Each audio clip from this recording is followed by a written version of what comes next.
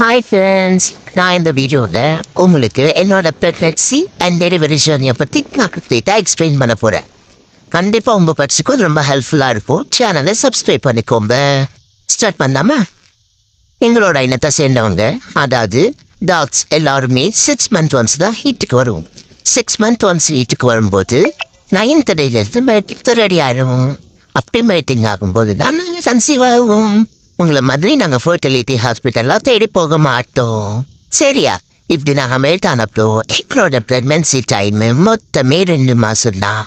அந்த 2 மாதம் ரொம்ப பீஸாக ரொம்ப காமாக நீங்கள் எங்களை பார்த்துக்க வேண்டியது உங்களோட பொறுப்பு. நிறைய நான் சாப்பிட மாட்டேன்னு அடம் பிடிப்போம், உங்களை மாதிரி தான். ஆனால் நீங்கள் எங்களை சாப்பிட வைக்கணும்.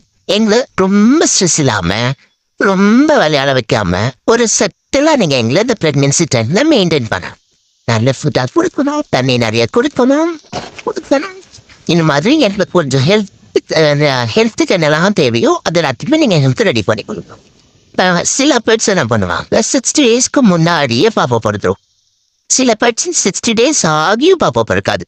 ஆனால் நான் கரெக்டாக 60 daysல பாப்பா பத்துட்டு முன்னாடியோ இல்லை பின்னாடியோ லேட்டாவோ இல்லை பிஃபோராவோ பாப்பா பிறந்துச்சுன்னா ஏதோ அவங்களுக்கு ப்ராப்ளம் இருக்குன்னு அர்த்தம்.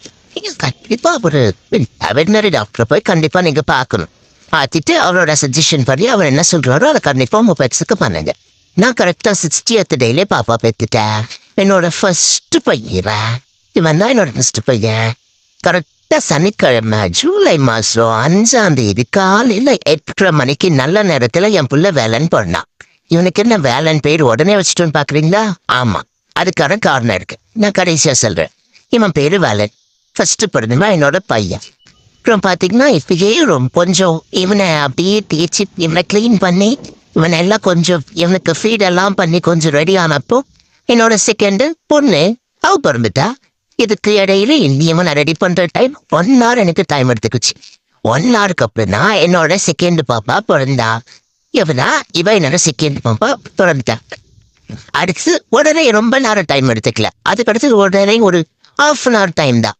1/2 hourல என்னோட 3ஆவது பாப்பாவும் பிறந்துட்டா. ஆமாங்க, 3ஆவதும் பொண்ணுதான். அப்படி கொஞ்ச நேரம் போயிட்டே இருந்தது. என்னால் ரொம்ப டயர்ட் ஆயிட்டேன். என்னால் ரொம்ப முடியாமல் அப்படியே படுத்துட்டேன். அந்த சமயத்தில் பார்த்தீங்கன்னா அப்படியே இருக்கும்போது ஒரு 1/4 மணி நேரம் கேப் தான்.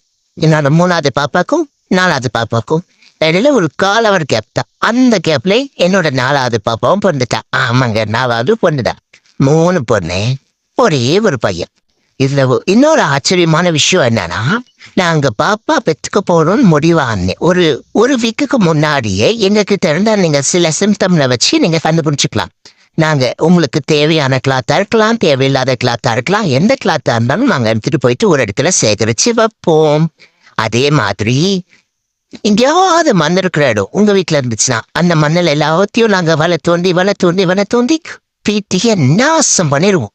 சரி, அதுலயும் கரெக்டா பாப்பா பெற்றுக்கிறதுக்கு 2 நாளைக்கு முன்னாடி சுத்தமா சாப்பிட மாட்டோம் எதுவுமே. ஆனா தண்ணி நிறைய குடிப்போம். நாங்க தண்ணி நிறைய குடிச்சிட்டே இருப்போம். இதை வச்சு நீங்க எனக்கு பாப்பா பிறக்க போகுது அப்படின்றது நீங்க கெஸ் பண்ணிக்கலாம்.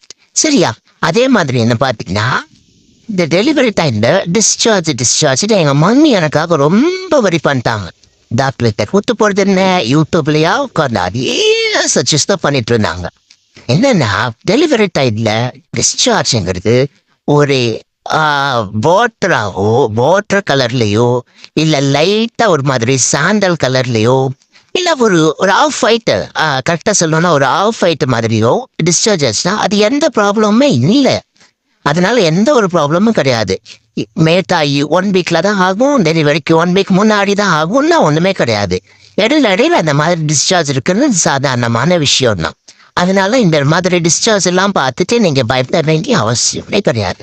இந்த மாதிரி டிஸ்சார்ஜுக்கு நான் பயப்படாதீங்க. உங்க பெட்ஸ் ரொம்ப கேரிங்கா பார்த்துக்கோங்க. நல்ல ஹெல்த்தி ஃபுட்டா கொடுங்க. அவங்க ரொம்ப நல்லா இருப்பாங்க. நீங்க அவங்கள எப்படி பார்த்துக்கிறீங்களோ அதே மாதிரி நீங்க அவங்கள பிள்ளைய நல்லா பார்த்துக்கிட்டீங்கன்னா உங்க பிள்ளையும் அவங்கள ரொம்ப நல்லா பார்த்துப்பாங்க. வேலைன்னு என் பிள்ளைக்கு பேர் வச்சதுக்கு காரணம் அவன் நெத்தில இருக்கிற சிம்பிளை பாருங்க.